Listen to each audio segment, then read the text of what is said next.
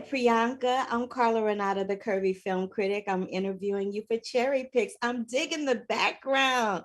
Isn't Yes, it cool? yes for the green rain. I'm all about it too. I walked in and I was like, oh, yes. Yes, girl. Yes, it looks like you're in a disco or something. It's fierce. I love it. So let's talk a little bit about Matrix. The Matrix is so many things to so many people for so many reasons. What does the Matrix mean to you, especially having been involved in this fourth chapter of the franchise?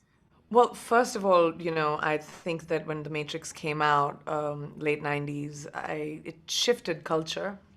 I feel like it shifted how we saw movies and how we thought of imagination in entertainment, and it pushed the envelope on everything. I remember wearing black for such a long time. I remember doing, Neo's bullet thing like every couple. I still do it. Like I did it 2 days ago. So it's like it became such a big part of culture that eventually, like 20 something years later, to actually as an actor be a part of the franchise is really a big honor for me. I'm very, very excited about it. I love the fact that Lana trusted me with the responsibility of a character that she really loved, that was specifically placed with foreshadowing in the previous movie. And that the fact that my character stands for peace.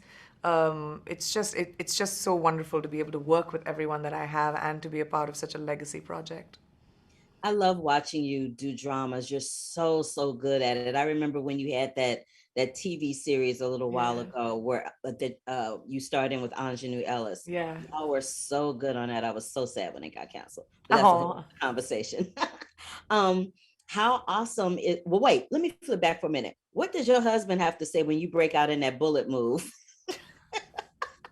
he finds it Is he like, entertaining. "What are In you fact, doing, I honey?" think I think he's a bigger fan than I am. Let's just put it that way. Okay, okay. Well stated, well stated. So, this is what I love about this particular chapter. It really focuses on the women of the franchise very heavily and makes us all in charge to a different level and whatnot. What did it mean for you to be a part of this chapter with all of that going on? Because in the past, it primarily focused on Neo, and now we've got, we got Jada's character, we've got Miss Telma, we've got Jessica, we've got you, we've got so many different women in this that have these really strong, integral roles, including yourself. I think that was something that the Matrix, if you even think about it, go back to the first few Matrixes. I think, first of all, diversity was always something that you saw in the Matrix franchise. And second, you did see very amazing female characters. But specifically in this one, to see women in the movie that have an agency in their life and a choice and are playing these amazingly strong characters that actually pivot the story and affect what is happening was wonderful. I mean, I'm someone who really believes in girl love, and I'm a big champion of women, and just being in the same room with all of these amazing girls was so awesome. And I shot with like everybody together, so it was very cool. Oh, that's cool that you guys shot together instead of having your stuff separately. That must have been Yeah. uber cool to do that because usually that's not the case. Yeah, but like you've seen the movie, right? Yeah, I saw it. Okay, so where I come in, it's a point at which almost the whole cast is with me because of whatever's going to happen next. So that was, in fact, one of my first days of shoot was surrounded by every single person speaking all the lines in the movie in 45 minutes. It was the most terrifying thing I've ever done. Oh But wow, we got because through it. you had a We lot of got- dialogue too, and I it was know. intricate and deep. Okay, for the 45-minute shoot. Yeah, because we had to do it in one sunset.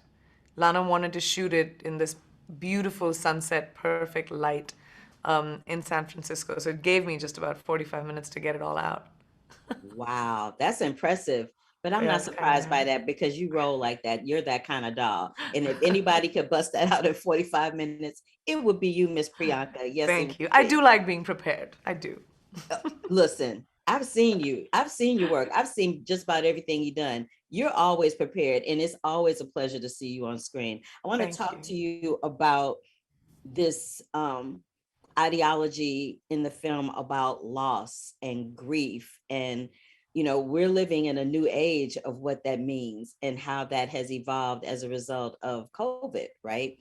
So I feel like your character used her knowledge and um, her wits to kind of help move the process along as far as Trinity was concerned. I'm trying not to go there, but go there, you know what I'm saying? So, what did that conversation look like with Lana, with you, about how to tie all of that together and how your character was going to go about doing that in the manner in which you did? Well, I think the conversation was around purpose and, grief. Lana just went through something very pivotal in her personal life as well before she started making this movie.